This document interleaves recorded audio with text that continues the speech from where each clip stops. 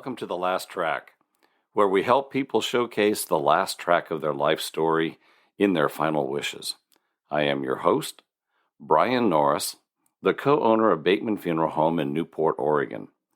Just like a song can bring you back to a day, a time, and a memory, so too can a well-planned service.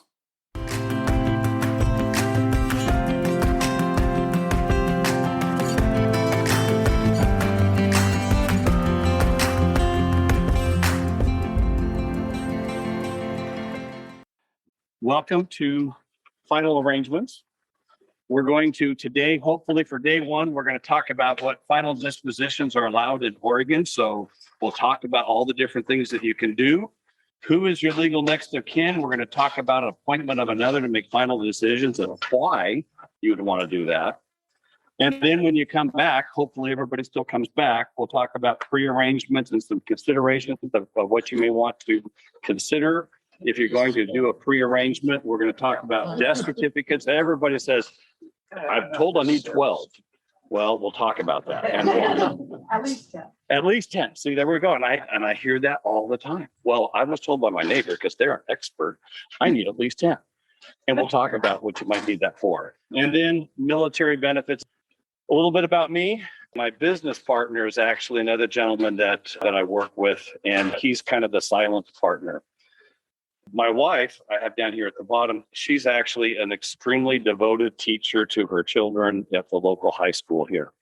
That is her passion. She works with disabled and children, and that is her passion. And I really applaud her for that. My passion, on the other hand, is working on the other side in the funeral home business. I haven't always been in the funeral home business. I've been in the business now for about 13 years. I actually took early retirement from UPS. What is UPS and the funeral industry have in common?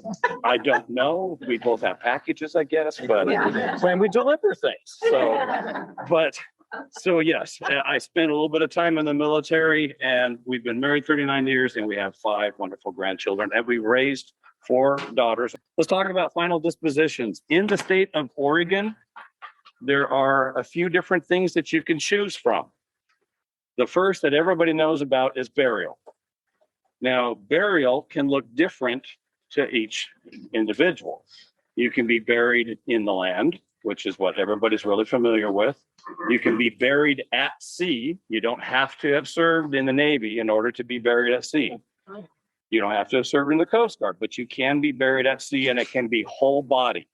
And there's some things on that. And if you want to talk about that, we can talk about that a little bit later, because there are a few different things that we need to go through to be buried at sea. And entombment means that you're going into a crypt and it's above ground. So considered burial. If you want to know what it looks like to be put into a crypt, my daughter also has got me doing Facebook lives and videos and stuff. And she said, people are probably wondering what it's like to be in a crypt. I don't suggest that that's something you go crawl into and do, but you can watch it. And we actually open up a crypt and we show what it looks like inside. And that way you can get an idea if that's something that you would like to consider. And you can see it in a video. We don't have anybody in there, but we do open it up so you can see what the inside of a crypt looks like. Cremation. We're just in Oregon, just starting to get into a second type of cremation. Everybody's familiar with the fire type. And we do, in our businesses here locally, we have 2, what we call retorts, 2 crematories. So we do everything local. We don't ship anything out. We do all of our cremations here local. If you have a plan with somebody else, like with Neptune or a national, there are reasons to have those types of pre-arrangements. We actually, with the large national corporations, because they're based up in Portland, they call us and we do their cremations for them as well. So if you have one of those policies, don't worry, we would still be the ones that would be taking care of you here in our county. The other type of cremation is something that's called aquamation. And it's new, it's different, and essentially it's done with water and alkaline hydrolysis. I do not own any of those facilities. There is a facility that does that in Roseburg. And so if that is something that you wish to do, you can do a pre-arrangement and we would be taking you to Roseburg to be taken care of. There was one up in Portland, but they closed it. So there is one location currently in Oregon that offers that type of cremation. And those are just something to keep in mind. And it's something you can talk about. And it's a good alternative. Natural organic reduction.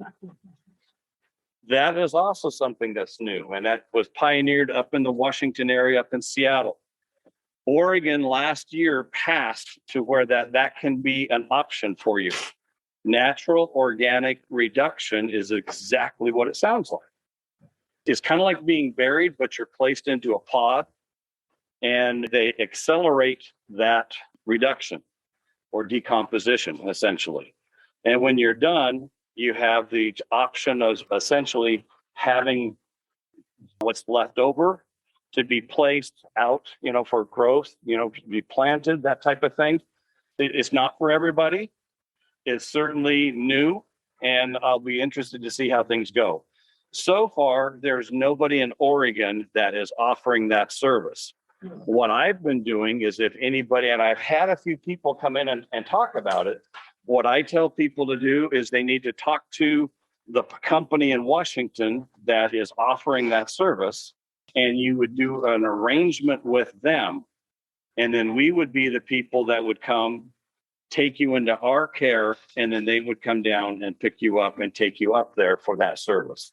That's not something that we have or that I don't plan to be offering anytime soon right now. There's one other that we ship out. So there's a lot of people that are retired in this area, and a lot of times people want to go home. They want to go back to Colorado. She says no, she wants to stay here. But if a lot of people have retired down here, and so when they pass away, we do that service, and it can be either do a cremation and then get the urn back to where it belongs, or take the body and we would do an embalming or prepare the body to be shipped, and we would ship that. We go up to Portland and we ship. We get a lot of people, there's a lot of people that are from Guatemala, Mexico, that type of thing. We do that all the time where we take people and we ship them home. So that is a service that's offered as well. And if that's something that's important to you, and we had a person that had to be buried in Arlington, and it took 7 months because Arlington is that far out in planning and scheduling. And so we embalmed the person. We had them ready to go. We checked on that person every week to make sure everything's working. Well, not that kind of working.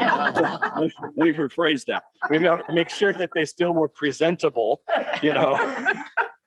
We don't bring people back. That's against our business policy. Yeah. But we did make sure that the person was okay to be presented, because they were going to do an open casket 7 months down the road. So that is something that we do offer. One other thing that I forgot to mention about burial, and I get people that ask this question, is they might say, I've got a farm. I want to be buried on my property. That is a right in Oregon. You can be buried on your property. There are a few things you need to take into consideration. The first being, is your property paid for? And if it's completely 100% paid for, then you have the right to go there just because you've decided you want to go there. If it's not paid for and you still are making payments, then you need to get the bank or the line of credit or the people that are holding the mortgage to allow you to be placed there. Because there's a lot of things that you have to take into consideration. If you are going to be buried on your property, you have to think about, okay, down the road, I may have family members that want to come visit, because now what you've done is you've actually created a family plot. You've created a miniature cemetery. Eventually, someday, when that property is transferred out of the family, there's going to need to be an easement placed on that property. And so when it's being sold, it needs to be disclosed. There's a family plot that is on that property. So those are things that you need to keep into consideration if you're deciding that that's where you want to be placed. Another thing is if you're going to be buried on your property, how do you want it to look? You know, because there are groundwater things that you need to keep in, especially if you have a well. You need to make sure, you know, a lot of the stuff we've lost because we just don't do it anymore. I mean, it was done forever up until about 100 years ago. And so those are the things that you need to keep in consideration if you're going to be buried on your own plot. And how are you going to get there? We had one family that were getting buried on their property. You know what it's like when it's pouring down rain here and you have a mud road that you're trying to get up to, and it's a beautiful prominence. You can overlook everything, but you have to get up to it. So you almost needed a goat, you know, in order to be able to pull the person up, you know, and so keep those things in mind. Any questions so far? Okay, yes. Being buried on your own land, who requires involvement to do Okay. that? Excellent question. Embalming, 95% of the time is not required. And it's not required at all by the state or by the feds. Okay. Embalming is not required. A lot of people think it is because for decades, everybody was embalmed. And a lot of times you were having a viewing and that type of thing. And quite frankly, the funeral homes didn't have refrigeration units in them, or if they did, it was extremely limited. And so in the old days, I mean, literally every single person that was picked up, anybody in here know Gene Bateman? Oh. Yeah, okay. Everybody. I mean, the Batemans did not have a cooler really much bigger than a 6-person cooler for years because everybody that came in was embalmed, and then, you know, that's how they preserved them. So embalming is not required in Oregon. There is a requirement if you're going to have an open viewing. There might be some contagious diseases that a person may have had prior to passing. And so you would need to make that person able to be viewed safely. That's why you have the embalming. But no, really, you can be buried on your own property and you can do it however you want. That's kind of why I was saying you need to pick it how you want it to look. Because if you have groundwater and you do it wrapping it in a shroud and being placed in the ground, there can be some challenges there. I saw another hand somewhere in here. So very good question, because there is a difference between green burial and natural organic reduction. And what that's being described as green burial. And we actually have some locations in our county that you can be buried, which is considered green burial. So what is the difference? So green burial, if you want to be placed naturally, unembalmed, without an outer burial container. So green burial, most of the time, does not have an outer burial container. They can be in a wicker basket. It can be in a shroud. It can be in a casket that doesn't have any metal parts to it. That's all considered green burial. And Yachat Cemetery is one that does have green burial plots. Alderwoods, I don't know if they have any more spots available down in the Waldport area, but they had some green burial plots. In Lincoln City, our cemetery offers a couple, a little section for green burial. So those are things that you could consider. Yes, sir. Is natural organic reduction the same as composting? Yes, it's composting. And what did they do instead of the compost afterwards? So you would have the option of what you want to have done with it. And so some of the places, they already have contracts with some place to take that compost because they're growing. Sometimes you can actually have it taken to your property. And that's really what the idea behind natural organic reduction or composting is to be able to contribute, to the land. Something else before we move on to with cremations, if you're thinking about that too, there are places where you can scatter. You can be scattered at sea. You can be scattered on your own private property, and you really don't have to tell. Once you're cremated, that is no longer considered a person. Okay, it's now considered legally as property, and you can dispose with your property however you want. I always tell people, make sure you know where you're going, because if you go out to like Rocky Creek Point and you're getting ready to scatter, it's beautiful. And everybody has this beautiful image of going and scattering, and it floats gently down into the ocean. But when you have those up breezes going, or if the wind is coming from the north, you just know. You go like this first with just a little bit to see where it's going to go, and also know who's downwind. Because if you're on a bridge, it also swirls up around behind you, so be careful. There's a biodegradable bag, and we offer this to people because, again, if you're trying to scatter but you don't want it to go everywhere, it's kind of nice to have a biodegradable bag. You put the cremated remains in there, the bag dissolves, and the ashes will spread. We And that did is the way to do it. multiple bags so that the family could get together and disperse it together. Right.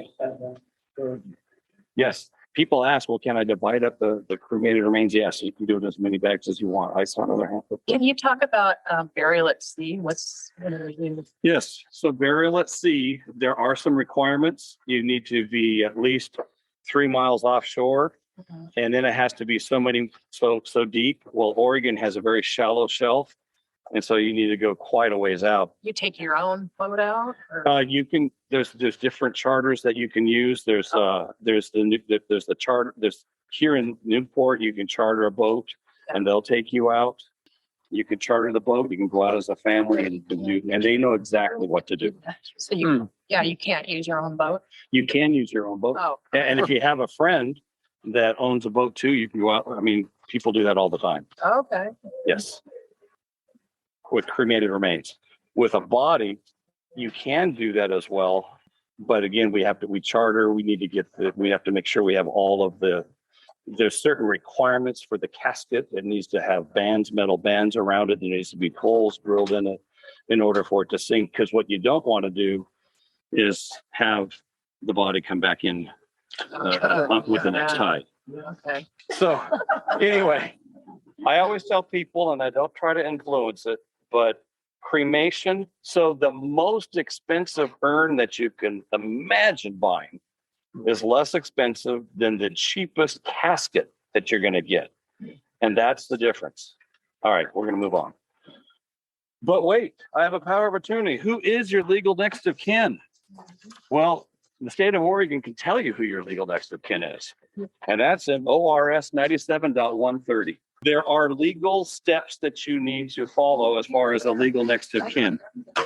And the way it works in Oregon is the very first person in line is your spouse. I get people that have been together for 30 some years, and I can't use that person because they're not legally married. And so if you want that person that you've been living together with for 30 years to take care of it, the way it works in Oregon is your spouse is first. If you're not married or if your spouse is gone, then it goes to your children. And I can't tell you how many first siblings. See, I'm a number 2 boy. Okay, I was a number 2 child. My number 1 child in my family knows everything, right?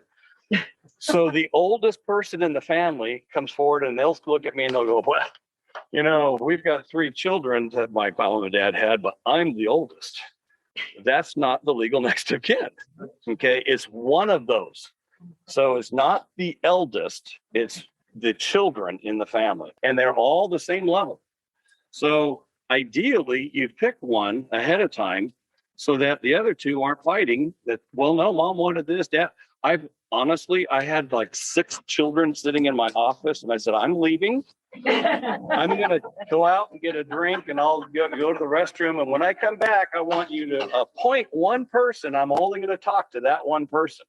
So then when I got into talking to that person, and the other ones start to chime in, I'm like, I'm only talking to that one person. So tell that person what you want. Yes. And the children have to be over the age of 18. Thank you. The children have to be over 18. Okay. And that's important because we also had a gentleman that passed away and his only child was 15. And so legally she couldn't do anything. We had to go to aunts and uncles and that kind of stuff. But I'm telling you, that child, when she turned 18, she showed up at my doorstep and said, now I want my dad. Oh, If she was responsible, it was great. She was one of the most adult-like children I've ever seen. So what does it go after children? Is it like? Thank you. So Sister? after children, then it goes to a parent.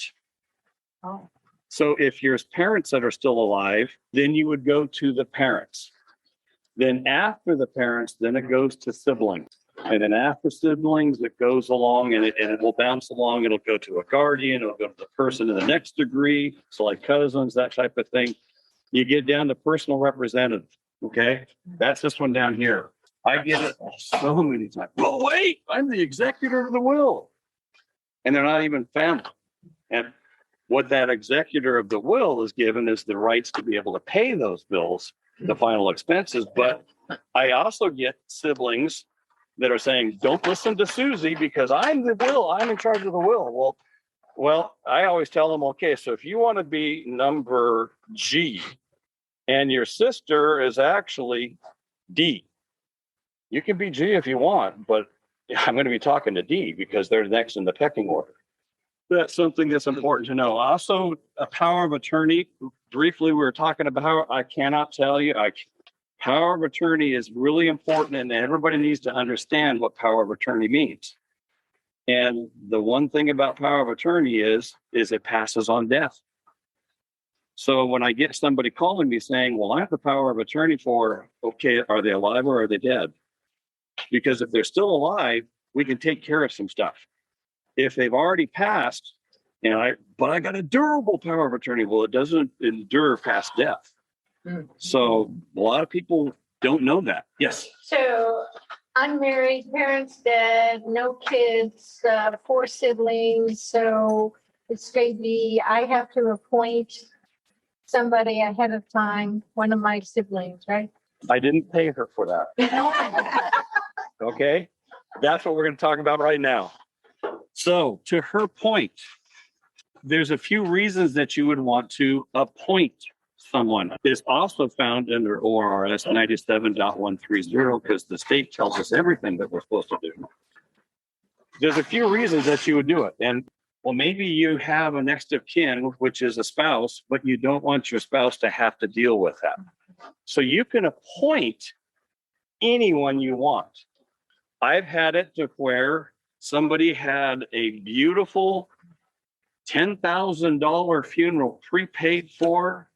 They wanted to be taken to the Catholic Church. They wanted a viewing. They wanted to have all of this stuff. They picked out their perfect casket that they want. And that next of kin came in and said, cremate them and give me the difference in the money. So and that can be the case because the legal next of kin has been given that authority to make those final arrangements. And so I cut them a check for $9,000. We did a cremation, put them in a cardboard box and said, here you go. And I don't know what happened to that person after that, but by law, that's what we had to do. So if you have somebody that you're not quite sure, if you have, let's say you have 3 children and your oldest one is that type that says, I'm always in charge, but you really want number 2 because number 2s are really nice. You really want number 2 to do it because maybe number 2 is going to actually follow all of your directions. I have a father-in-law that appointed me. I'm in the industry, so that was one of the reasons, but he didn't want his 4 daughters to argue.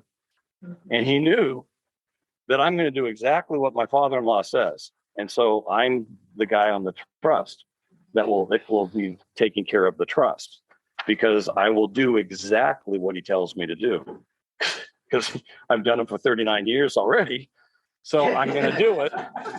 I'm going to do it. So appointing the next of kin or appointing anyone takes you out of that loop of following that pecking order. And it says, we're not going to follow this pecking order. We're going directly to this person. And it can be anybody that you want. It can be a best friend. It can be family member. But that's an Oregon state. This is Oregon. So I die Colorado. Correct. So first off, I'm sorry. But if you take this with you, you know, I'm not a lawyer and I'm not a lawyer over there, but that most likely could be recognized. But when you get there, once you land and get things set up, then you might check to make sure that it's still recognized in Colorado. So this particular form at the very bottom, it says it needs to be witnessed by 2 people. So it doesn't have to be notarized. I think if you get it notarized, that's one step even better. But if you have 2 witnesses, then that will work. And we took that directly off of ORS 197.130. Do the witnesses have to be in presence of each other? They need to be in presence of you signing. Oh, So I would get the 2 together, have them Okay. sign, and then have it. I saw another hand over this way. Yes. How much pollution is from cremation? How much what? Pollution. Pollution? Good question. Part of it depends on the equipment that's being used. So older equipment is going to have more pollution than new. I say that just because we just put in 2 brand new. So we went from needing 4 hours to literally an hour and a half. But it does use natural gas. Very minimal. When DEQ comes through and does all of our certifications, we're so far down on the radar because we really don't. Now, you have seen maybe the crematory sometimes if it's pumping out. If it's not managed properly, it can do some pollution. I'm thinking, gold crowns, like Oh. metal pieces. Thank you for the question. I did not pay her. Okay. So very good question. So once people always ask me, they'll say, well, what about my hip? What about my leg? What about, this kind of thing? So in my crematories, I can't answer for everybody else. In mine, what we do is after everything's been cremated and we're reducing it so that it can be turned back. If we find any metal parts, if we find teeth, that type of stuff, those actually go and they get recycled. And the money that comes back, we give as scholarships to our kids in the community. So if you go to the website, we've actually done 30. We started this in 2014. And I've got pictures from 2015 on. So we have all of the pictures and we actually have them in our lobby. And we've done over $31,000 scholarships since 2014. And we're giving out 3 to 4 scholarships every year to kids in the community. So that's what we do. So thank you for that question. What do other places do? So by law, it actually can go to me, to the owners, because that's just like a byproduct of our services. But it doesn't go to the family. It doesn't go. No, well, and the family can ask for it and we will do everything in our power. Because quick story, we had a gentleman that had a screw and he always said he had a screw loose. And so at the service, we gave the screw back in front of everybody and they said, here, grandkids, he actually had a screw loose. But we will give these back to the family if they requested as much as we can find.